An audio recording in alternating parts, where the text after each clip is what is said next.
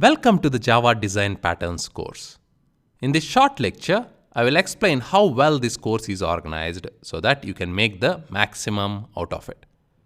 This course has several sections and each section has short and to the point lectures. At the end of these sections, you will find a quiz through which you can evaluate the knowledge you have gained from that section. Some of the sections also have assignments, and I recommend you work on those assignments as soon as you finish that section. This is a complete hands-on course where you will be creating a lot of projects from scratch.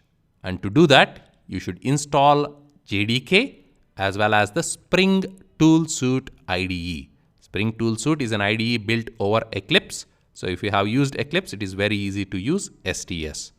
You are also welcome to use any other IDE of your choice, but make sure that those IDEs have support for Spring Boot project creation, because you will need that in some sections later on in the course. At any point, if you have any questions or issues, please post a question on the course. I am quick at responding to those questions. For some reason, if I can't or if I don't respond, send me a personal message and a reminder, and I will surely respond to your question. This course has enough hands-on lectures and assignments to make you an expert at Java design patterns. But you should complete all the hands-on lectures and the assignments to be a real expert.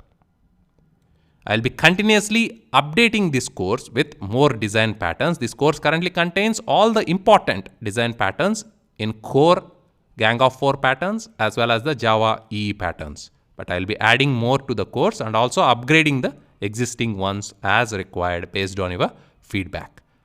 Now I suggest you get started and keep me posted with your questions and feedback.